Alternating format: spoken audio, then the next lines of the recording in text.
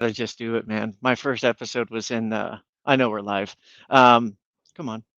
My first episode was, are you kidding me? My first episode was in Right. my kitchen. So don't worry about it. Anyway, we're live. What's up, everyone? We got our first three-person panel for the podcast here today. I'm excited. We have Corey and Bethany here with us today. They're the founders of Titan Outsourcing here in Texas, a company that recruits, trains, and provides top-notch virtual assistants to businesses worldwide. In this episode, we're diving deep into the world of virtual assistants and the nuances that come with working with remote teams, particularly those outside of the States. Corey and Bethany are true experts in this field, and they'll be sharing their invaluable insights on everything from best practices to effective communication and delegation to the importance of cultural awareness and nurturing your virtual workforce. A quick intro and word from our sponsors. Finance for individuals and businesses all began with a vision, a community where like minded individuals could gather on social media to share their passions, experience, and knowledge for a brighter future. Our mission is simple to foster growth, development, and keep pushing everyone forward. Keep pushing. Sorry, I just got a little error message. That's good. Our mission is simple to foster growth, development, and keep pushing everyone forward. We believe everyone has the potential to succeed, and we're here to support that journey. Join our community of leaders and visionaries as we learn, grow, and build a brighter future together. For those on YouTube and other platforms, this is originally a Facebook group, and we're going to be keeping it here.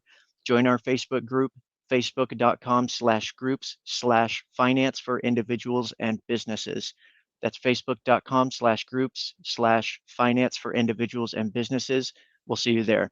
On this episode, we'll also discuss the critical role of multiple strategies and tools that help ensure seamless operations and clear expectations when working with virtual assistants. Items like standard operating procedures, SOPs, and various customer relationship management tools, CRMs, are vital to long term success. Whether you're an entrepreneur looking to scale your business by leveraging virtual assistants or simply someone interested in learning more about remote management, this episode is an absolute gold mine. Corey and Bethany Corey and Bethany's wealth of experience and practical strategies are truly invaluable, and I have no doubt you'll walk away with a newfound appreciation for the power of virtual assistants and the tools that make it a success. All right, let's bring Corey and Bethany on. Welcome to the show. It's an honor to have you both here. Before we dive in, your company, Titan Outsourcing, has a really strong why. It's an extremely strong mission. But before telling us about this mission, tell us a little bit about your journey. What inspired you to start Titan Outsourcing? So, thank you, Ryan, for having us on. Again, as he said, my name's Corey Bayer. I'm one of the founders of Titan Outsourcing. And I'm Bethany Bayer, founder of Titan Outsourcing, and it's nice to be here in your podcast. Awesome. Thanks for being here. Yes, sir. Thank you for having us. So, you asked what inspired us to kind of start our business, start outsourcing, essentially. So, we ended up joining a mastermind back in 2021. And I joined it originally just because I wanted to be around business people. Most people in your life, you don't, at least in my life here, I didn't have a lot of people who own businesses that I could talk to or network with or just vent. You can't talk to, an average person about spending $30,000 a month in business expenses on credit cards and payroll and all these other things. So we ended up joining this mastermind up in Dallas and just started getting to know people. And while we were in it, um, it was still small. So a lot of people would always ask, "Hey, do you know someone who can design a logo or make a website or this and that?" Um, I'd gone to the Philippines numerous times since I got out of the military and back from Afghanistan in 2011. And so I'd already inadvertently used a virtual assistant and had them design my logo for my store for, $25. And I was like, yeah, I know someone. They're in the Philippines if that doesn't matter. Bethany, she had just gotten to the US from the Philippines. I married her in the Philippines and brought her here during the pandemic. And she's like, "Oh, I know a bunch of people too." And we're over here thinking we're the forefront of the industry, like creating something that's never been heard of before. But we found out we were clearly mistaken on that one. Um, but it just kind of happened where, we just saw a need inside of our group and we're like, "Hey, yeah, we got someone." So we kind of just pulled a number out of air and was like, "Okay, let's see if we can get someone to get our services for this price." And we talked to some people about it. They developed trust in us, and we placed our first virtual assistant. And we're like, "Holy crap, this worked!" And it took us, 6 months, maybe a year of just kind of playing with the idea, teasing it like, okay, are we able to grow it and build it? And it just slowly started picking up, and we get more customers. And then from there, we get different referrals. And each time was a unique challenge, at least in my opinion. What about you, Bethany? So we started this company, as Corey said, that we joined the networking group, and I am just listening to the people that are talking business. I mean, I work as a government employee, but I do sales in the Philippines, but not like here in US. But while I'm listening to their conversation, I said I knew people that work in call centers. I have a lot of friends that work in the call center industry or BPO industry, and we started that idea and then put into work. And Corey's the one that closing the sales and leads, and I do the recruitment because I can speak in Filipino, I can speak in English, and I can easily connect with people in the Philippines. And after a year, I was like, this really works out for us, not only like for our business, but also to the Filipinos that they start to have way like high paying jobs than other normal Filipino that working paycheck to paycheck. I'm not saying that they're rich, but they you can really see the life change, that they have there. And I have one VA that when I interview him, he's kind of skinny. Now he's kind of little, chubby, fluffy, because they can afford to buy food. And it's not a bad thing, that you see other people lives change and they can provide to their family and also get the things that they can't afford before. So it's really really cool. And um so yeah, that how we started this idea, and then now we really building a brand and make our process really like good. And we have these trainings and SOPs now. Hmm. For Yeah. sure. That's awesome. And I know you kind of touched on the mission. The mission is pretty strong. Do you want to kind of go into a little more detail on your mission, the purpose? Yeah, absolutely. So the mission is just because there's two culture in this company, which is the U.S. culture, which is Corey's side, and the Filipino culture, which is my side, and you connect those together, and it creates a really good like mission that we want to help our fellow business owners to grow and leverage their business through the help of virtual assistant. And also we want to give, or I want to give back to my fellow Filipinos, my countrymen in the Philippines. I want to provide them jobs and opportunities that you can't get there as a normal worker.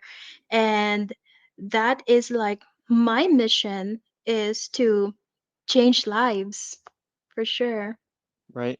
And that's super cool to see. And you touched on being able to see the impact that you're making and how fast that impact really sets a tone and their Mhm. future lifestyle, because there a lot of uh, Filipino people have strong work ethics, and sometimes they just need an opportunity. So it's cool to see that you guys are doing that. Um, and I know that you guys have been doing this for a while now and had a lot of different projects, different things that you worked on. I was just curious, like, what was probably one of your more interesting projects that you've worked on recently? So both past and recently, I'd have to say we work with a international logistics operating company out of Chicago.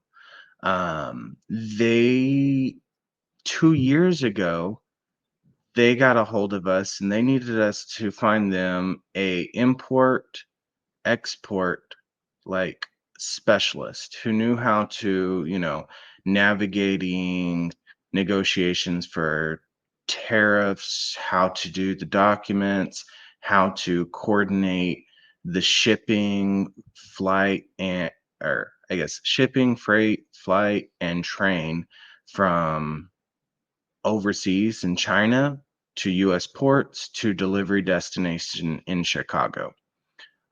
So it took us a while, but we found them that person. And probably a little over a month ago, that original client called me out of the blue and was like, "Hey, Corey, just curious, are y'all still doing the virtual assistant thing?" And I was like, "Yes, sir, we are." And they now needed an accounting specialist in CargoWise software. So, just a normal person who's familiar with bookkeeping or CPA work, QuickBooks, like, wasn't gonna cut it. They needed someone who specifically had this skill set with this software because it sped up their onboarding time. So it took us a little bit, but we found someone who was able to interview with their executives and have a very high level conversation about, you know, processing shipments, receiving documents, like they knew all the right lingo essentially. Mhm. And they ended up getting the job. And those were probably two of the more challenging but fun jobs that we have definitely recruited for. For At least sure. in my opinion. I'm sure Bethany may have a different one. Bethany, do you have a different one? For the projects that I'm working on recently. Yeah, like, what's a interesting project that you guys recently had?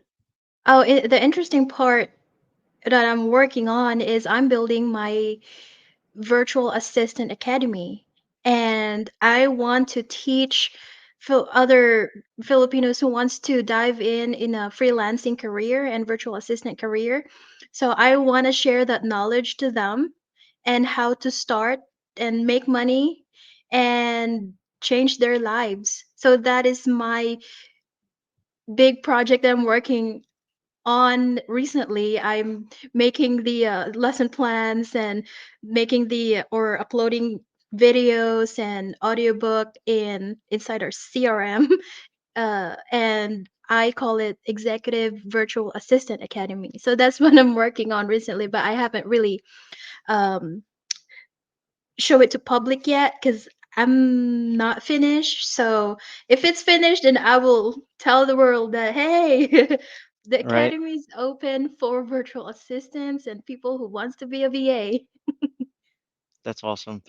Or do you have an acronym for it? Is it EVA? Executive Virtual Assistant, EVA? Yeah, Um, Executive VA Academy. So I get that name from the previous name of our company, which is Executive VA, and I wanna uh, make it live again. And mhm, after we change it to Titan Outsourcing, but I get that name from our previous company name, which is Executive VA, and I just add Executive VA Academy. And yeah, I right. wanna rebuild that brand again because it's a Yeah. good brand. There's so much SEO attachment to it, like Executive VA Executive. You know what I mean? Yep. SEO is a really big piece, especially with organic reach. Right. Um, Absolutely.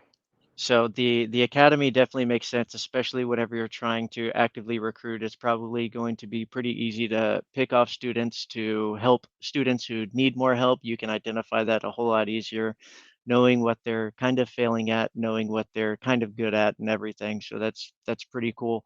Is the I'm sure the executive assistance program is going to waterfall into your other clientele. So that's pretty cool. It's going to Hmm. continue feeding your machine. Um, kind of And working. it'll Go work ahead. both ways actually. So not only will it help enhance our pool of applicants, but it'll also be a upsell feature essentially, or a perk to our existing clients as they have virtual assistants. If they need additional training, we'll already have these courses that their VAs can join free of charge. So Hmm. um, really good for both directions. That's awesome. That's a pretty huge tool for VAs, and they'll. Do you guys have like an expected launch date for something like that? My expected launch date is probably next month or so. Coming summer. That's That's awesome. my target. Yes. I Yeah. just don't want to release and make it public yet because I want cuz kind of also perfectionist that I want everything that's dialed in and aligned. I just don't want to teach people and I'm not ready either. So I want to make sure that the target date is where also I am ready. Right, for sure. And make sure it's scalable. You have your community and you kind of have all your ducks in a row. So it's a Mhm. seamless process whenever you start and not Mhm. doesn't hinder too much on your existing time. Yes, sir. Um, We've also learned over the years, we've sent Bethany or various members of our team to other like Philippine based like VA training groups or training classes. And while they're okay, the problem is they look at let's take social media management. They look at that from the perspective of managing it through the eyes of a Filipino, which I'm not saying there's anything wrong with managing your social media how Filipinos do in the Philippines, but it's a completely different style of management when you're managing it on behalf of a US client who is leveraging a lot of money on growing this platform, or it's just the importance of the training being tailored specifically towards American clientele is much more um, important through our group than with others. right. And it's pretty easy to kind of tell that it will probably, I mean, it will have a bigger effect whenever they go through your academy just because I mean your core mission kind of surrounds that that handoff from business in US to business in the Philippines back to business in the US, with that training and everything. So I think a lot of that really goes hand in hand. Super cool to see.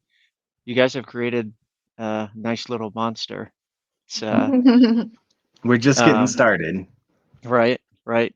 So working with VAs, I know that there's a lot of nuances, especially whenever you're working with remote VAs out of the state. You have your time zone difference, and you have a couple other things. What kind of tips or how would you make it? How would you recommend people to streamline if they were to work with a virtual assistant? I know we talked about sending emails early in the morning. Um, there's just a lot of communication that's really needed when working with a virtual assistant. I was just curious if you had any additional tips. Absolutely. So there's a couple different things. One, and first and probably most important, is communication. You want to communicate with them regularly. Um, if you have a traditional business, think of it in the sense of, okay, cool. How often do you see your secretary, your office manager, the people that work directly with you? You see them every day. You talk with them every day.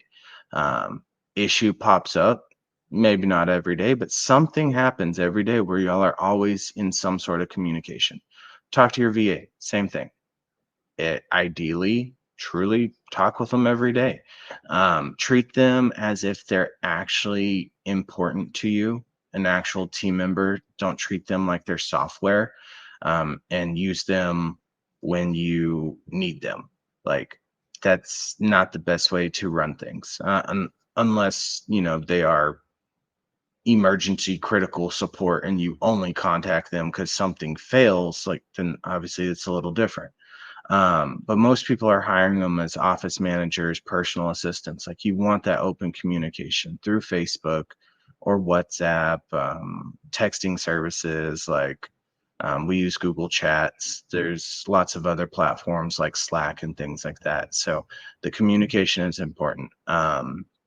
When you're first starting out, I would say make sure they work your working hours, even if you may not need them. If, like, graphic design artist, they could be free hour work offset of you. Make them work your hours just to get to know them, to build that communication and that relationship with them. If you ideally, you should have SOPs created, but if you do not, because this does happen, a lot of people are first time entrepreneurs, or they've been solopreneurs for a while. They may have their processes going, they know how to do it, and they're finally in the place that, hey, I'm getting too busy, I need to hire someone. If you don't have those SOPs created, use a software like Loom or Zoom. Do a training with your virtual assistant, screen record exactly what you need to be done from the very beginning. Like, don't just be like, hey, this is, go to this website. Like, break it down Barney style. Be like, all right, cool. Go into Google Chrome, then go to this, type in that address. Here. Every step laid out. It may take you a little bit longer, but it's going to give that clear step-by-step process for this application. Then watch it with them, have them watch it, then take that along with performing the task and have them use Microsoft Word or Google Docs and create a printable SOP. Review it, see if there's anything missing. Cool. Let them practice it after, 2 weeks or maybe a month. Once you feel like they have the hand on it, be like, hey, I'm a new employee. I need you to teach me how to do this role. And if they can successfully teach you what they've been practicing over the last month without, any hand holding or missing a beat, cool. Sign off on it, and you have full confidence that they know how to do that. That method is actually pretty smart where you're not necessarily, I mean, as it is kind of a test, but just making sure that they can teach it to other people as well, because obviously once you start a virtual team, it's very easy to scale from there, and you'll still Mhm, need kind of a hierarchy of VAs almost to mimic like another management team. mhm, Um, so that's a very, very good point. Obviously, whenever you're working with the VA secretary and all those people, um, people tend to treat people better in person, but just because they can't see them, they treat them a little bit differently, or maybe they're in a different country and they treat them a little less than human. Um, I know that's kind of an ongoing problem here and there, so it's interesting to kind of see what that transition looks like. Um, but I definitely think whenever you start communicating every single day, every single morning, or at least once a week at a bare minimum, especially if they're actively working for you. I mean, obviously, you want to keep an eye on it, make sure the I's are getting dotted, T's are getting crossed. Um, I think communication is definitely going to help you a lot there, especially just to understand what their mindset is, how their mind works, what they think of whenever they see certain tasks, what they need to work on. So it's definitely good to keep a open line of communication. Um, there are there is one thing that we talked about the other day with toxic work traits that VAs might have. Can you kind of go into detail on those? Yeah, so I'll let Bethany explain kind of the culture in the Philippines here in a second. Hmm. But from a US entrepreneur standpoint, um, you will find a lot of Filipinos operate in black and white. I feel like this is derived from coming from call centers. You know, they work at a support agent. We've all called a call center, and the first person you talk to, they're like, I can only do so much. Let me message someone else for an answer, or let me go ahead and jump you to the next level of support, and then they're allowed to give you a better answer.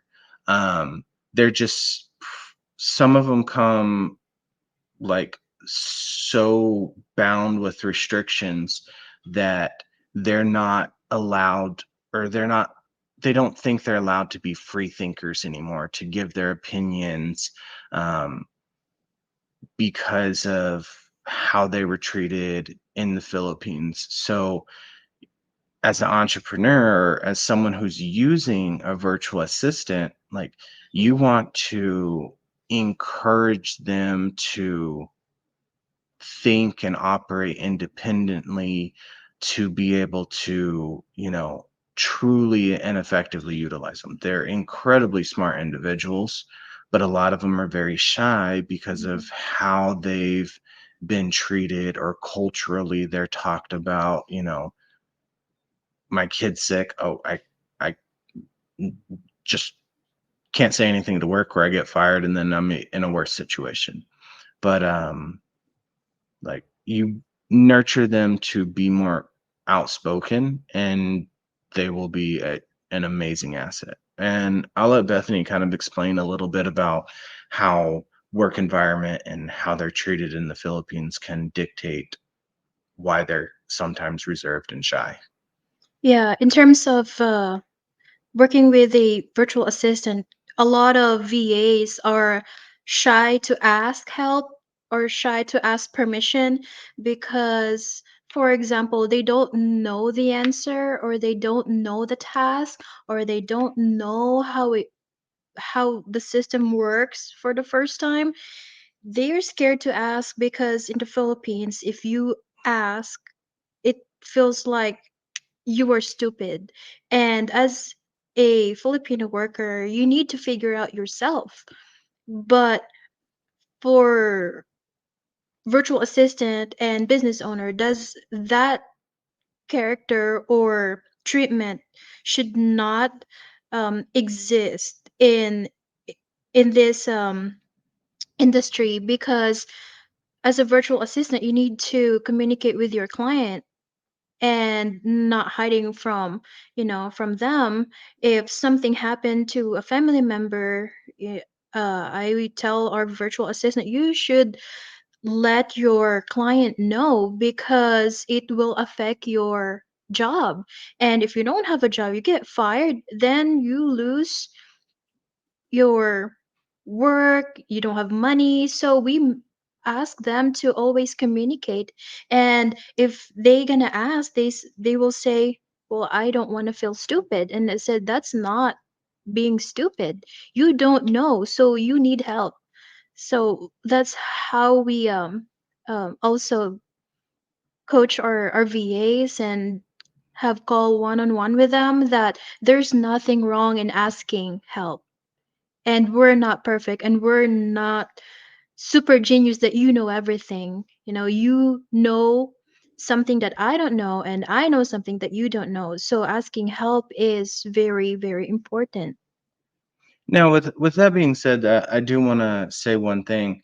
Like, there may be times, that they're asking help for work. Like, cool, help them out with work. Mhm. There will be times, they struggle with stuff.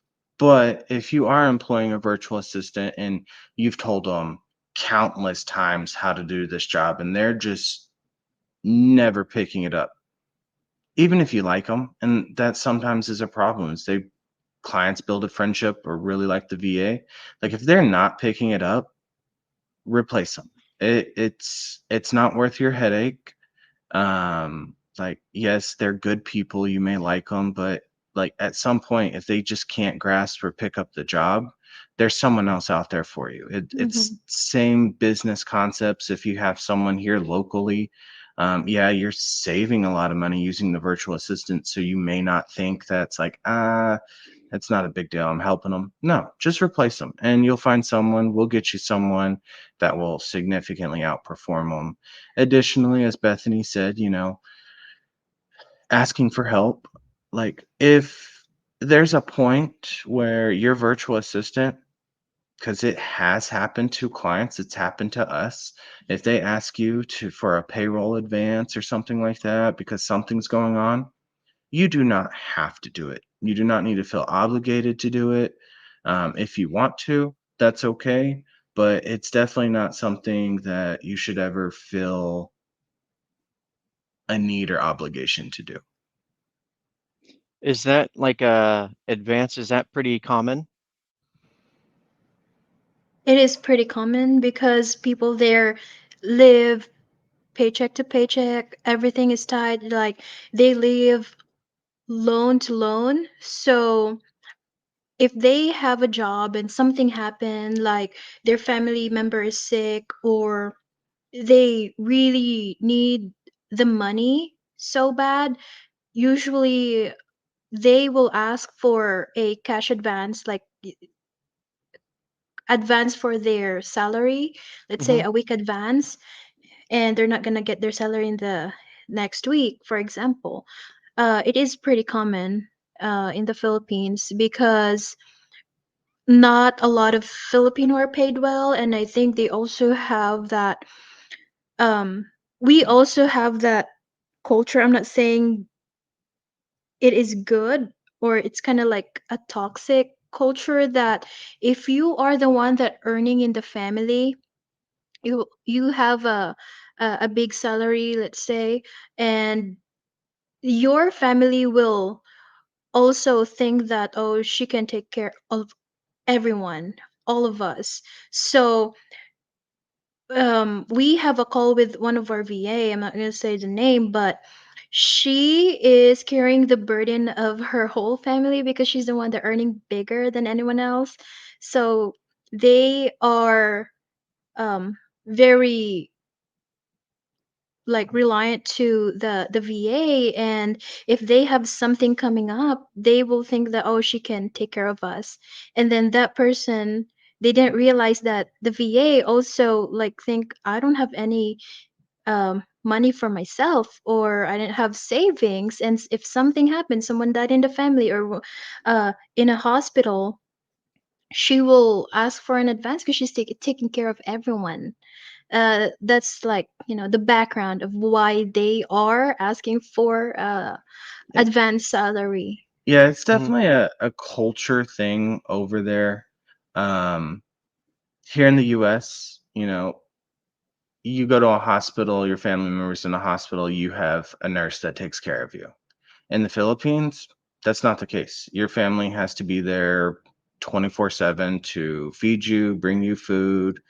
If they have to give you a bath, give you a bath. So, like, we've had virtual assistants whose family members are in the hospital and they're juggling it. Like, if they don't communicate that to the client, their work's going to perform because they're never sleeping. Um, we counsel and coach our virtual assistants. It's one of the things we do that other places don't, that we try to break cultural norms, which is, hey, it's okay to be selfish and focus on your family, or sorry, focus on yourself, your spouse, and your kid. Everyone else, they can figure it out. They've done it before. They did it before you had this job. Like, take care of yourself first, secure your income and your future, then you can help easier. But if you're working yourself into a hole while trying to fill up that hole, or you're never going to get anywhere. So, Yeah, yeah. it's that's definitely a lot to deal with whenever you're carrying that burden of the family. And understandably so, it's not always a bad thing whenever you're providing for your family. Mm-hmm. Mhm. It's more. don't get me wrong, there's a lot of work to it and it's a heavy weight to bear, but I think there's a lot of honor in doing something like that. So it's cool that it's also a cultural thing. It's not just Well, one family or a small amount, it's pretty it significant. and I would agree, Ryan, that you're taking care of your family. However, like what what happens is like it starts becoming you're having to take care of not just your household, but your extended household and your Right. extended household's household. Like if your parents have 8 kids, you could be the person who is solely responsible for taking care of your siblings' spouses, your siblings' kids, your own kids, your parents. Like it just Totals up it's really it's fast. it's noble. It really is, but at some point you have to say no. Yeah. Right. For sure, for sure. And I agree on the immediate family. I believe if I can't feed myself, how am I going to be able to feed others? Exactly. Yeah. Especially for a long-term solution. So it's not like a company can start one day and hits the ground running with 50 employees on day one. Like you have to build it up over time and let them continue feeding the business. It's just kind of how it goes. So completely get it. Um, with hiring VAs and hiring here in the US, what do you see as kind of like the difference in hiring practices between the Philippines and the US? So I'm going to say this just virtual assistants in general, not just the Philippines. So I have a retail store here in the US, here in Texas, and it is very difficult to get an employee who wants to work. Um, I've talked to business owners all over the US. Yeah, people are here for jobs, but a lot of them, okay, cool. They don't have skill sets, or they are always needing off, or they don't want to show up on time. Mhm. There's a lot of hangups about hiring your management and or the non-managerial roles and below that just a lot of businesses struggle with. Like people will leave without notice. They'll just up and quit. They have no care, no loyalty. And understandably, that does come with, the business should be paying them or taking care of them.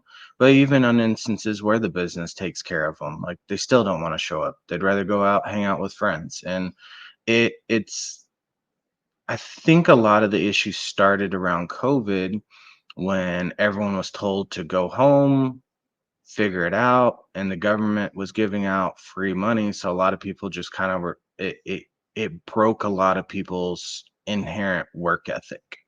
And people have been struggling to kind of rebuild that drive again. Um, and also culturally, a lot of people, it's like, cool, I get to grind away at this job. Yeah, it may be the best I can get here in this town and it pays my bills, but I have nothing left over it. All right, well, I'm going to try to find something else. And everyone's just job hops and no loyalty.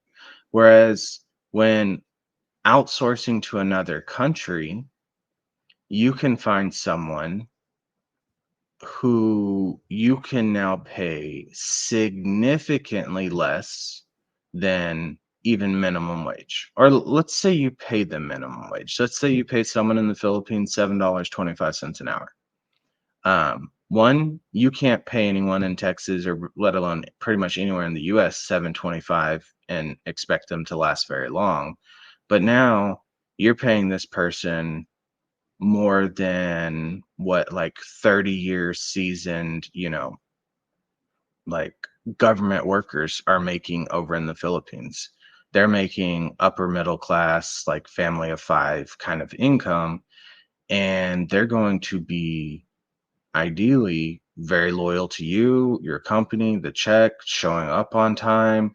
They're there to work and take care of business because you're providing them with an opportunity that is near impossible for them to get locally. Right. The the breakdown of that, I mean, I get that it's definitely not just the Philippines, but hearing the hiring difference, it's pretty common here in the States with what you said about finding good workers. Mhm. You really got to pay the piper on that one to find good workers, but even then, it's not paying the piper isn't 100% reliable. You Mhm. really gotta find a diamond in the rough if you're going to find someone as cheap as a VA to find a superstar, because finding one or two superstars could easily change the face of your company. And it's going to be pretty hard to do that with someone at minimum wage in the States, but someone at minimum wage outside of the States, you'd have a lot better chance. Oh, it's impossible in the States. You're gonna be lucky to find a diamond in the rough nowadays at $15 an hour. Right. I mean, just in my town, they advertise McDonald's to be a fry cook for 14. Like, that's already almost double minimum wage here. Like, Hmm. I mean, you have to make concessions and change, but like even at that, like even $14 an hour, you're still struggling here in the States to get get by, pay rent. If you have a car payment, phone, like you're struggling at that. Hmm. And places are trying to go and adapt, but with inflation and everything else that's going on, like especially some smaller mom and pop or family owned businesses, like they can't go out here and compete with, Amazon and Walmart prices. So they're losing customers left and right. Places are coming in, and Amazon's being built just around the corner from where I live. Like they're going to pay from like 22 to like $28 an hour. Like your small businesses can't compete with that. And then their prices are low. So like it makes it even that much the barrier of success even harder for smaller businesses at times. And that's where having good virtual assistants, even if you use, companies that manage the payroll for you, charge, $10 an hour or say a fixed rate of $2,000 a month, like Right. that's where they're still saving money, and they got someone who wants to show up and wants to be there and is invested in helping you grow, because your growth means their long-term employment, whereas Mhm. regular employees, they're going to stick it out with you till they feel you can't pay anymore, then they're just going to hop to find the next place that pays them, and Right. as they should. And Right. it's hard to say, but like if you can't pay and you're worth more than what you're getting paid, find a job that pays you what you're worth. Right. And we also have a client that those clients that we have, it's their first time to work with a virtual assistant. So they are messaging us and said, "Hey, Bethany, Corey, is it normal that our VA is still working out of her shift?" And I said, "So this is the so virtual assistant who works outside of their shift already, it's their way to show the gratitude that you hire them. And it sounds like it's not a lot to pay $5 per hour, but it's a lot for them, the people that you outsource in other country, and they work harder than, for my experience. I work in the Philippines. I have a experience working here in US, and I can say that the VAs we have, or the people that I knew in the Philippines, are the most hardworking person that I've ever met. That they're still working outside of their shift, Hmm. Not even and getting paid. They're just like, oh, I put in like 10 hours on Saturday because, they just want to I was help. a little behind or the client was behind and we just want to. Mhm. That is not something you should expect or demand of your virtual assistant. And if it is something that they're willing to do, definitely give them a bonus and show appreciation. But it is something that can happen and has happened. A lot of our VAs have done that for our clients. Yeah. I've worked with a couple of VAs, and work ethic is definitely on par with everything that you're saying. Whether they did it right or not doesn't matter, but the effort is always there, and it's something that you can truly appreciate because it's not something that you usually come across here in the States. Um, it's definitely far and few between here. Um, Mhm. but once you bring on a VA, I know we talked a little bit about SOP, standard operating procedures, and creating that template, even down to how you're responding to emails.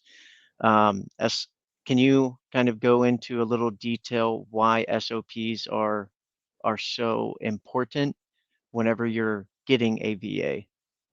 So SOPs, if you're not familiar with the term standard operating procedures, it's important for your business in general. It's not just important if you have a virtual assistant or anything like that. Because depending on where you're at in your business, if you're still kind of startup-ish, at some point your goal is to probably bring physical staff in to have it. So SOPs are important because they are essentially a roadmap to do a task. Um, if you are dealing with your customers' credit cards and billing and things like that, like you want to know, hey, this is how billing is entered, processed, categorized, and performed. So we're not double billing or anything like that or misusing credit cards. Same thing. You hire someone locally who is sitting in your office and you tell them, hey, I need you to order me. Let's go with my roof right now. I need you to order, $5,000 worth of roofing materials for this job. Okay, cool.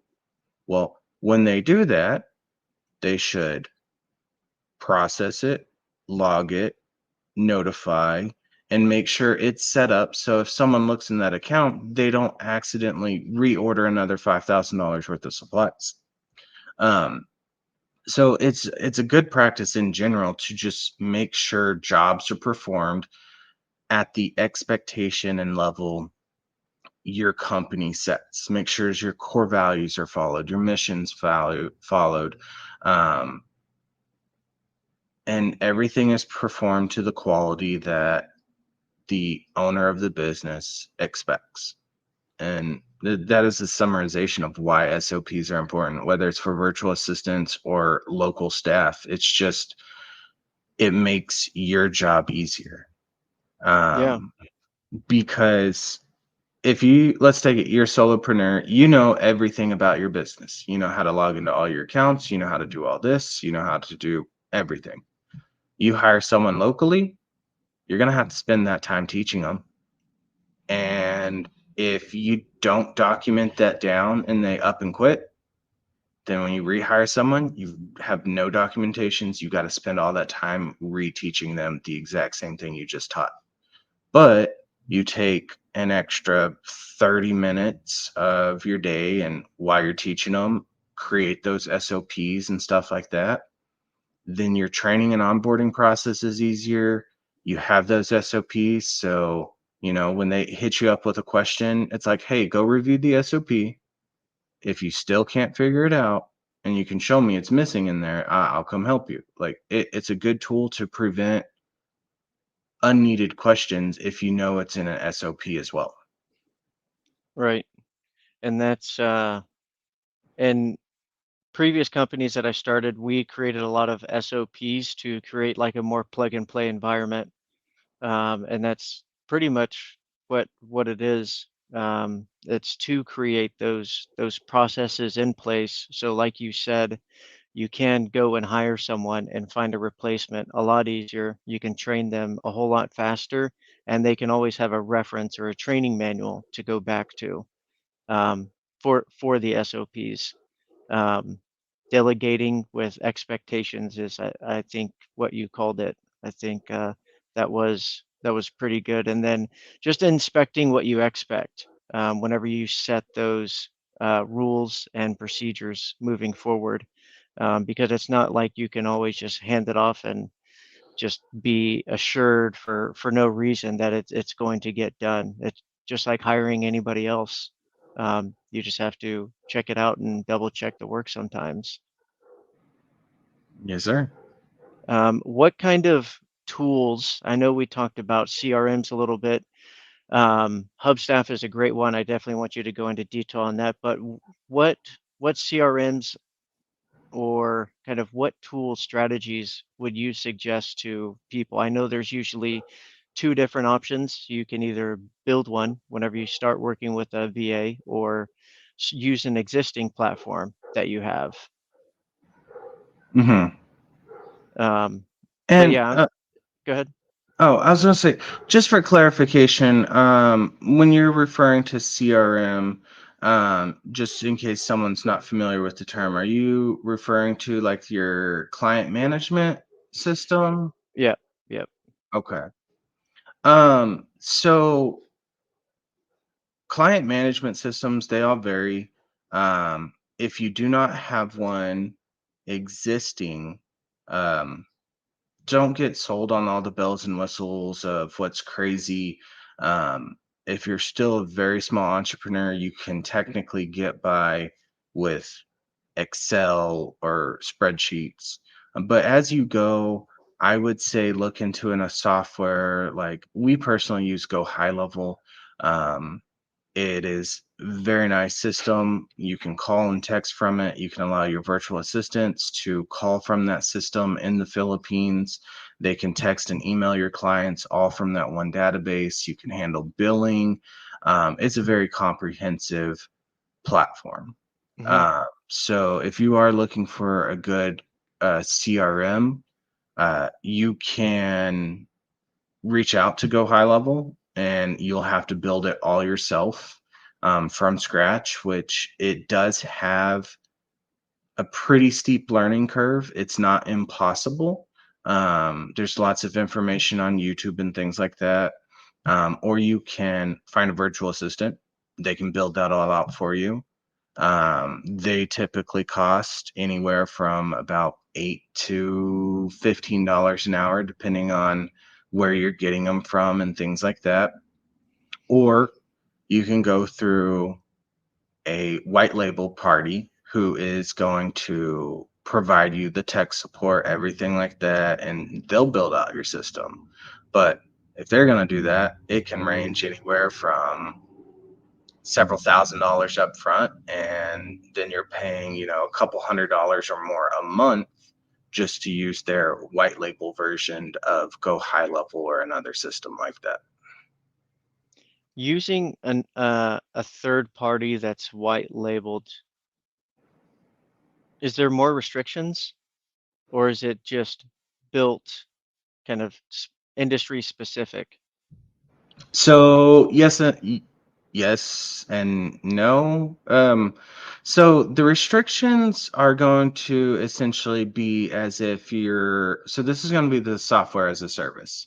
Um, It's going to very much operate similarly to how Go High Level is. However, the restriction with that is you no longer have access to Go High Level, like calling them for customer support. You would have to call the white label person for all your tech and customer support. You can still use Go High Levels like basic support articles and things like that. Um, but if there's major issues or anything like that going on with how the system is built, it's on the white label operator to repair those. Um, that is sometimes it's an absolutely amazing thing. There are some white label companies out there that have this system, they have it built down, and they perform better at troubleshooting and tech service than Go High Level themselves. Now, obviously, there are levels to it. There can be some things that are just truly a like software issue that they can't fix, and but they're going to take care of that for you. Then there's other ones, cool. You're like, hey, let's get this done. And they barely even know the system. They barely fix your things. They barely help you with anything at all. So if you're gonna go for a third party that uses a white label variation of Go High Level, do your due diligence and just make sure it's something that is really going to benefit you. Because otherwise, your best bet is to just go straight through Go High Level, spend spend the money you're going to spend for them on their third party software, and hire someone, whether it's through a company like ours or Fiverr, Upwork, something like that, and just Mhm. bring someone in who has a good track record to build out your system, then remove them from your system, and then bring all your customers and stuff in and just keep go from there. Yeah, for sure. Those are pretty good strategies. Um, Building a new CRM and kind of, especially if you've never built a system before, I wouldn't recommend it to anyone. There's a lot of back end stuff that you just kind of need to be aware of, the cause and effect of different procedures and things in a CRM. So I'm not actually completely against a white label at all. Mhm. Um, I think sometimes it's a great solution. It definitely can speed up the process. Um, and then with a CRM, it's you can manage your people easier, your virtual assistants easier. You could see the work that they're doing. I know that there's another system, Hubstaff was the name of Mhm. it, Yes. and that one had really interesting virtual tracking tools. Yes. Um, Oh, go ahead. no. I was going to ask if you could mention a couple of the tracking tools. I know this is not your software per se. You don't have ownership in it, right? No, no, I Okay. wish. I No, wish. it's a great But system. I wouldn't blame you, man. I wouldn't blame you. But there's a couple really cool things about it if you don't mind sharing. so Hubstaff is there's a lot to it that I don't fully utilize. Um, but in a nutshell, it's a time clock system to so you can track your employees clock in and out. Um, but beyond that, if you're doing, say, marketing or job management, social media management, things like that, you can start logging different things in so you know what task your employees are working on at any given time. It also will allow you to bill those billable hours to your clients. So that is a cool system. I don't fully use it that way, so I can't go too in detail on that side. However, what we will use it for is tracking virtual assistants' productivity, what they're working on. You can set it up where it will track the physical location of where the user's logged in at. They when you require them to work from a computer, not from your phone, it will take screenshots of every monitor that's connected to their computer up to 3 times every 10 minutes. So you'll be able to know everything that's kind of going on, what they're working on, how they're being productive, really at any given moment during the time they clock in within that system. Then from there, it also breaks down the percentage of time that they spend on different web applications, websites, applications, things like that. So you can start getting very detailed and seeing, hey, is this VA actually being productive, or even my traditional employees being productive, or are they just messing around? Yeah. Yeah, for sure. And how it took well, I mean, the whole thing, how it tracks is super interesting. I think it's pretty darn smart, but I thought it was interesting how they also track the applications, track the websites that they're visiting, and just track their activity, what they're doing, and how they're spending their time during the Mhm, allotted time that you're supposed to be paying them and that they're supposed to be earning their money. Um, very great tool. And then you also spoke about another kind of strategy with remote desktop access, having just a standalone laptop or a standalone tower. mhm. Could you share that little strategy? I thought that was genius. Yeah, no. So a lot of people, some of their initial reservations is, how do I trust someone on the other side of the world? Do I give them my Facebook? Do I give them all this so they can log into my systems? Things like that. Um, well, if you don't trust them right away and you have an extra computer, there is a setting in your computer that you can enable called remote desktop.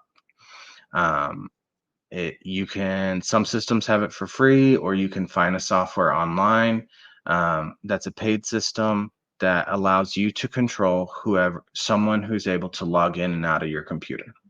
Um, the reason this is beneficial is because you can set your computer up however you want.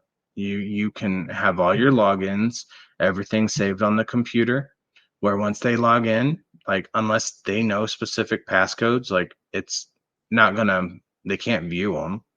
Your passwords are already saved in your browser's cache, so they can go to your Facebook, your Instagrams. They can go to your LinkedIn. LinkedIn's a big one that if you are logging into it from multiple like IP locations or like countries, it'll lock you out of their whole system because they don't want people doing that.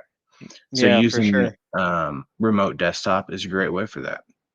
Some virtual assistants, um, they don't have the fastest internet, or they don't have the most powerful computers. So if you have a decent computer and you're needing them to edit videos and stuff like that, cool. Just keep them on your local hard drive. They log into your system.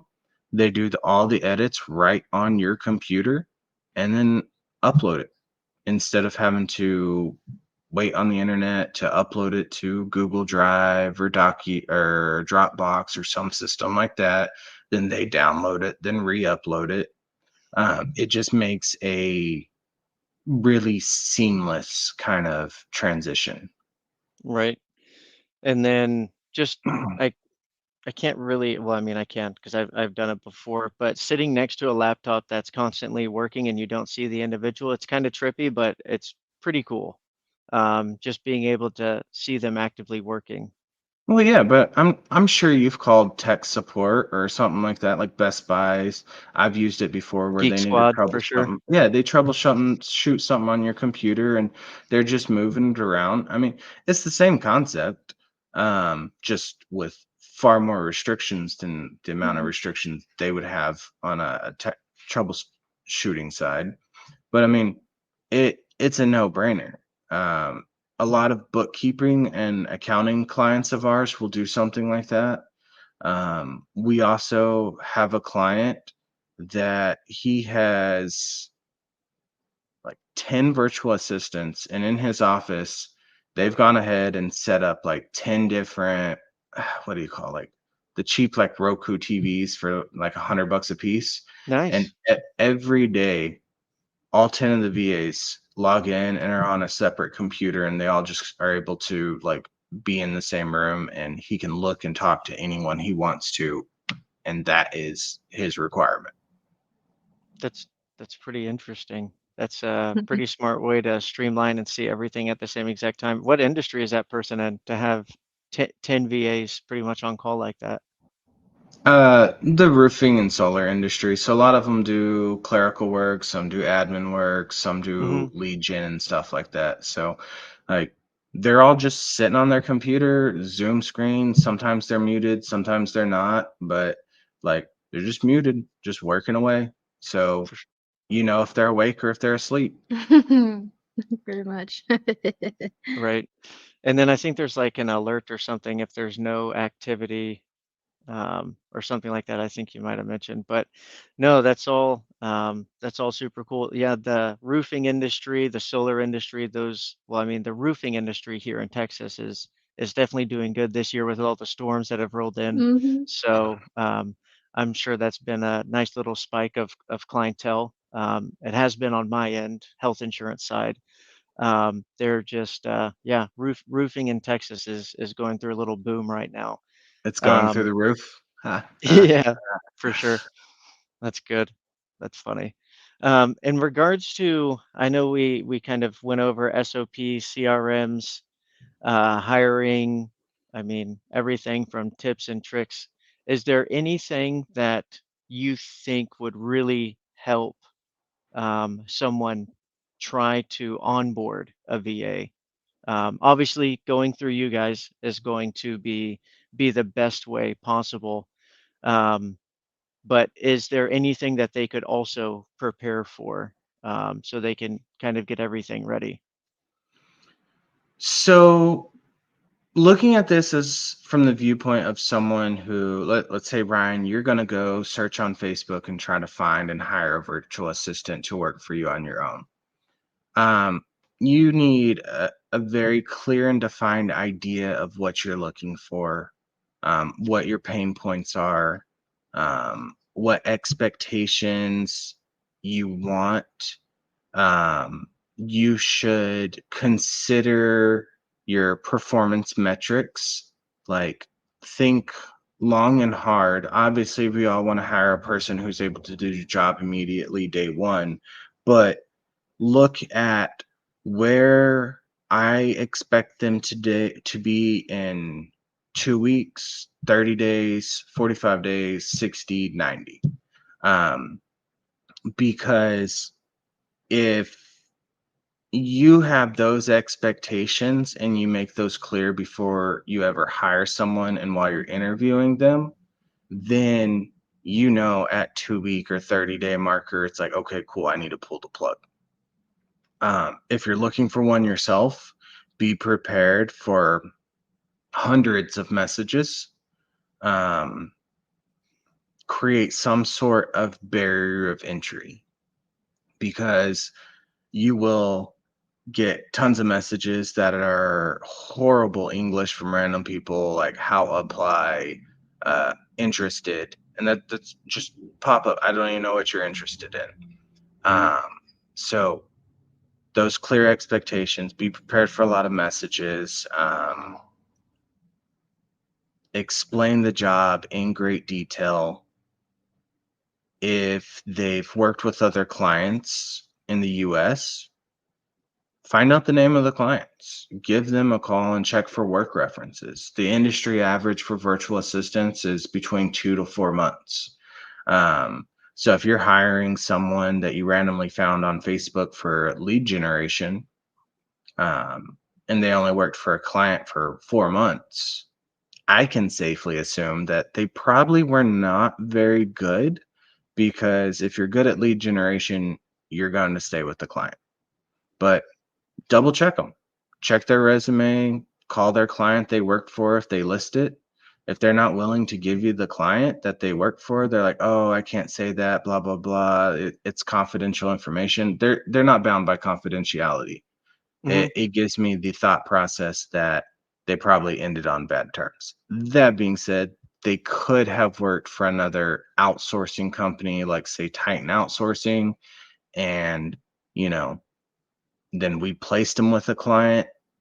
They may or may not kind of give that way, but that's lots of questions. And then Bethany's a really good judge of character, so she can probably give some tips too.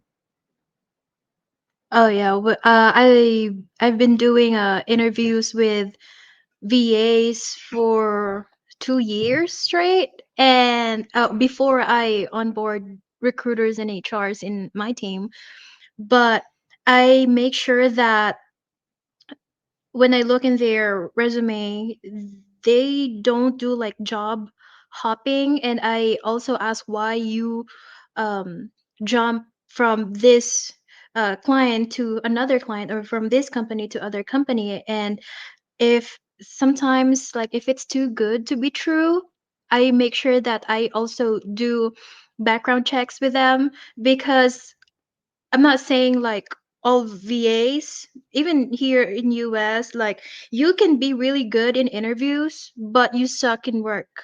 So I also make sure that, I mean, that's Good reality. on paper, bad No, in for sure. reality. For Yeah, sure. and I've been dealing with those VAs, and some like rebuttal at me is like, "Oh, I'm worth $11 per hour. I have a family in Michigan that owns a real estate company," and I said it depends on the negotiation with the client, and it depends on where the client is located.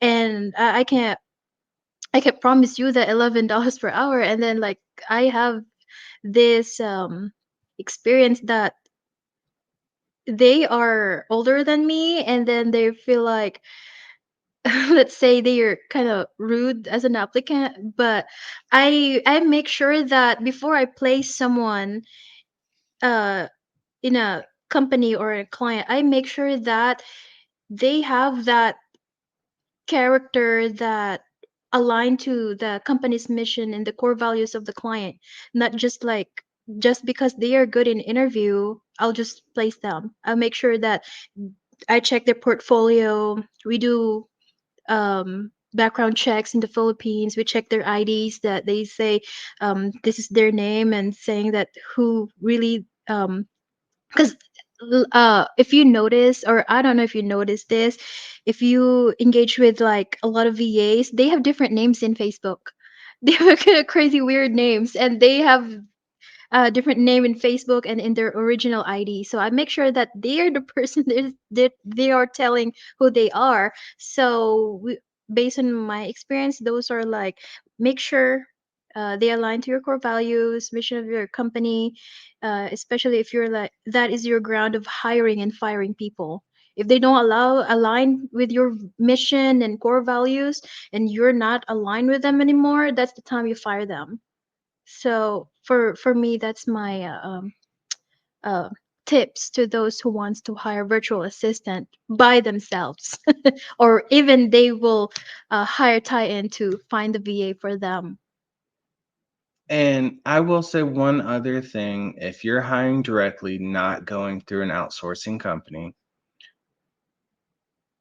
educate yourself on average salary incomes for where you are trying to like outsource to. Mhm. Um, we've had individuals again, you know, sh- she got a VA from us, and she's used to paying people here, $28 an hour to be a graphic designer and video editors. And we initially negotiated a reasonable rate. I think it was like $6 an hour. And after like a year, she's like, we've or I don't even think it was a year. She's like, we already bumped her up to like $16 an hour. And like, Damn. while I do, and I strongly agree, if you have really, really strong VAs that you would never want to lose, to pay them really well, like I am all for paying a VA up to even $20 an hour. However, they better be able and operating like C-level, C-suite employees, like no issues. You can give them the keys to the business and walk away, and it's going to be perfectly fine when you get back. Like those are the type that you want it. It's worth paying them more money to keep them around. I've had several clients who, you know, they wish they would have just paid their VA more, or years ago did a buy out the contract so they could have kept the VA because they've never found anyone like them again. But if you're just meeting someone and you're needing basic admin tasks and they tell you, cool, I can do it for $12 an hour. No, like, unless they speak as good as me, they have a great record. No, like, it's way too much when you're outsourcing. Um, put on, if they're wanting, $8 an hour, you're okay with it. Put them on a probationary period. Be like, okay, cool. I'll do $8 an hour. However, it's going to be after 6 months. We're going to start you off at $4. Then after 60 days, we'll jump you to five. Not then every 30 days till we get you up to $8, just to make sure, you don't just you're as good as you say you are. Right. Um, just do a little research. We had to train um a friend of ours virtual assistant. He didn't get it from us. He got it from another company um, to be his executive assistant, and the VA knew nothing and negotiated getting paid $7 an hour. And I was like, honestly, that's a little high. If you're having to pay additional to get them trained, you probably should have started them off at maybe $4 or $5. Right. Uh, so just think about it. And again, $7 really isn't anything for us in terms of paying an employee, but make sure you're paying what they are legitimately worth, not what is easy and convenient for you. Right. And that's one of the perks of outsourcing to the Philippines and other countries around the world. We offer competitive wages where we're not considered sweatshop or anything like that. We're giving them really good source of income, but you don't want to pay so exorbitantly, even though it's still saving you money, if they're not legitimately worth it and performing tasks that are actually valuable to you. Right. Yeah. There's there's a lot of stuff to download there. I think, yeah, probably I mean, I'm still going to go back to those SOPs that we hit on so many times throughout everything, just making sure that they have kind of everything in line. Mhm. Um, that's really going to be a pretty big difference maker. Um, but understanding the pay structure and everything and how they should be paid, how much they should be paid, when they should be paid, if you can or can't send in advance, if they need it, if they don't, there's definitely a lot of things to juggle. And we haven't even gone over the training, how to train, what to do, and all that stuff. That's probably a couple episodes in itself. There's just a lot of work to do whenever you're introducing someone to new tasks, new projects. Not necessarily a new language, but it sometimes it is. There are slang words and different industries, different acronyms to learn that all have to be learned. And that's cool to see you guys training VAs and bringing that to the forefront of businesses here in the US, especially small businesses that don't always have the best of budgets. A lot of businesses are bootstrapping, especially nowadays during this economy. It's definitely a huge advantage to find someone, to find a good VA, especially if they were trained Mhm. by um, the Executive Virtual Assistant Academy. I like that. But we've kind of ticked over a little bit over an hour. But I do want to plug you guys real quick. I know we've been talking about Titan outsourcing and everything. Could you guys give your handles, your usernames? Are you on Facebook, Instagram, LinkedIn? Where can people find you? So you can find us on all of the social medias. I believe just look up Titan Outsourcing, and we're pretty much the only one that should take us there. I don't know our handles right off the hand, but our website is titanoutsourcing.com. And I believe we have linked all of our social medias and things like that to it. So you should be able to follow our social medias pretty easily from there. And those links will also be in the description. We're also going to put them live down in the comments so people can follow you. So if you are listening now live or listening later, definitely check out Corey. Definitely check out Bethany.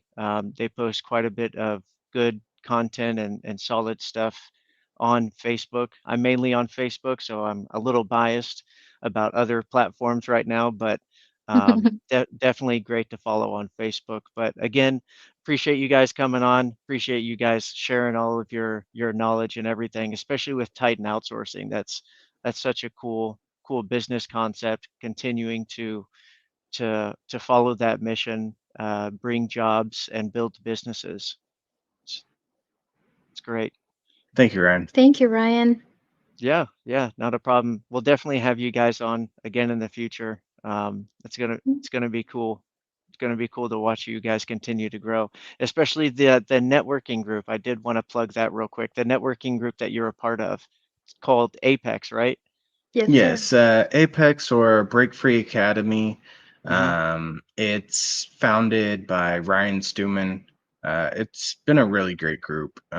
With all masterminds, you'll hear things, has its ups and downs, but we've been in it for over 3 years now. Never had any major issues. Been a great resource just to learn information Hmm. about bettering myself as an entrepreneur, as a business person, and as a just human. So Yeah, I really like yeah, it. for sure. I haven't talked to a whole bunch of Apex people and people associated with Apex, but the handful that I have, I've got nothing but good reviews for them. They all seem like pretty good people. It's a great little community.